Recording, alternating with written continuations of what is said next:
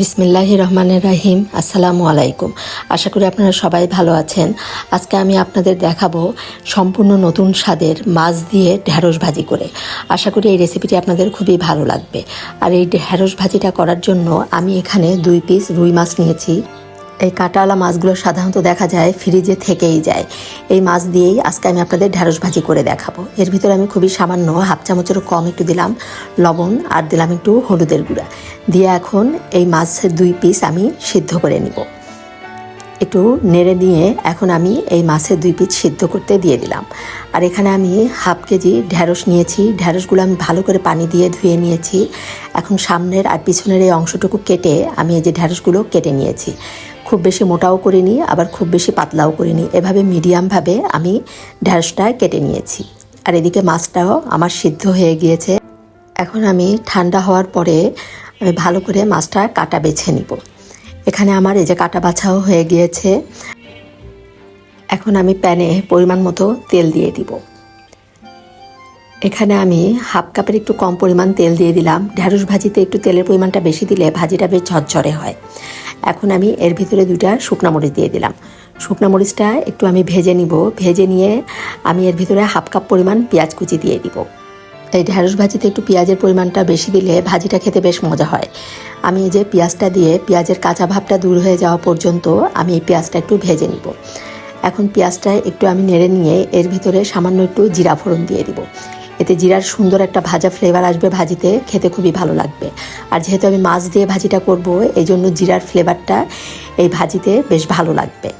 এখন এই যে পেঁয়াজটা আমার ভাজা হয়ে গিয়েছে। এখন এর ভিতরে আমি দিয়ে দিলাম হাফ চামচ পরিমাণ আদা বাটা, 1 চামচ পরিমাণ দেব আমি রসুন বাটা, হাফ চামচ পরিমাণ দেব আমি জিরা বাটা।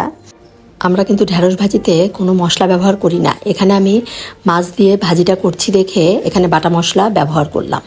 মশলাটা কষিয়ে নিয়ে আমি সামান্য একটু পানি দিয়ে দিলাম। পানিটা দিয়ে এখন এর মধ্যে আমি দিয়ে দিলাম হাফ চামচ পরিমাণ হলুদের গুঁড়া, হাফ চামচ পরিমাণ দিলাম ধনিয়ার গুঁড়া, আর হাফ চামচ পরিমাণ দিলাম লাল মরিচের গুঁড়া দিয়ে এর ভিতরে হাফ চামচ পরিমাণ দিব লবণ। এখন সব একসাথে ভালো করে একটু কষিয়ে নিব। মশলাটা বেশ ভালোভাবে কষিয়ে নিয়ে আমি যে মাছটা এখানে কাটা বেছে রেখেছি সেই মাছটা এই মশলার ভিতরে দিয়ে দিব। এখন এই যে মশলাটা কিন্তু বেশ ভালোভাবে কষানো হয়ে গিয়েছে। আমি এই যে মাছটা দিয়ে দিলাম। মাছটা দিয়ে এখন মশলার সাথে বেশ ভালো করে মিশিয়ে নিব। আর এর ভিতর দিয়ে দিব আমি 6-7টার মতো কাঁচামরিচ। কাঁচামরিচের পরিমাণটাও একটু বেশি দিতে হবে। এখন এই যে কাঁচামরিচটা দিয়ে সব একসাথে ভালো করে আমি মশলার সাথে মিশিয়ে নিচ্ছি। রুই বা কাতল মাছের এই কাঁটাওয়ালা মাছগুলো কিন্তু দেখা যায় সাধারণত আমাদের খাওয়া হয় না। এভাবে যদি আপনারা এই মাছ দিয়ে ঢেঁড়স ভাজি করে খান, বাসার সবাই খুবই পছন্দ করবে। খুবই মজা হয় এই ভাজিটা খেতে। এখন এই যে ভালো করে মশলা আমার মাছের সাথে মিশানো হয়ে গিয়েছে। এখন আমি এর ভিতর দিয়ে দিব ঢেঁড়সগুলো দিয়ে আমি ভালো করে মাছের সাথে মিশিয়ে নিব। ভালো করে মাছের সাথে ঢেঁড়সটা মিশিয়ে নিয়ে আমি ঢাকনা দিয়ে ঢেকে এটা 2-3 মিনিটের মতো রান্না করে নিব। এই মাছ দিয়ে ঢেঁড়স ভাজির রেসিপিটি আপনাদের কাছে কেমন লাগলো অবশ্যই কমেন্ট করে জানাবেন। আর ভালো লাগলে আপনারা অবশ্যই একটা লাইক দিবেন।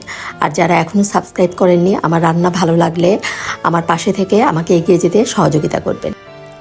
2-3 মিনিটের মতো আমি এটা ঢাকনা দিয়ে ঢেকে একটু রান্না করে নিলাম।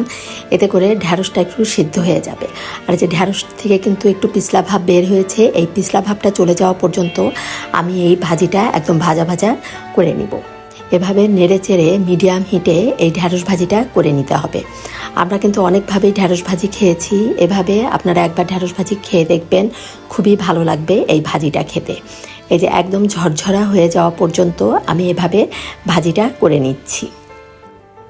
গরম গরম ভাতের সাথে এই ভাজিটা খেতে অসাধারণ লেগেছিল। এই যে আমার ভাজিটা কিন্তু হয়ে গিয়েছে প্রায় একদম। এই যে ঝরঝরা হয়ে যাওয়া পর্যন্ত আমি ভাজিটা এভাবে নাড়াচাড়া করে নিলাম। এখন এই যে ভাজিটা আমার হয়ে গিয়েছে, আমি এখন চুলাটা অফ করে। এই যে হয়ে গেল আমার খুবই মজার নতুন স্বাদের মাছ দিয়ে ঢেঁড়স ভাজি। আপনারা অবশ্যই একবার এভাবে করে খাবেন। ধন্যবাদ সবাইকে। সবাই ভালো থাকবেন। আল্লাহ হাফেজ।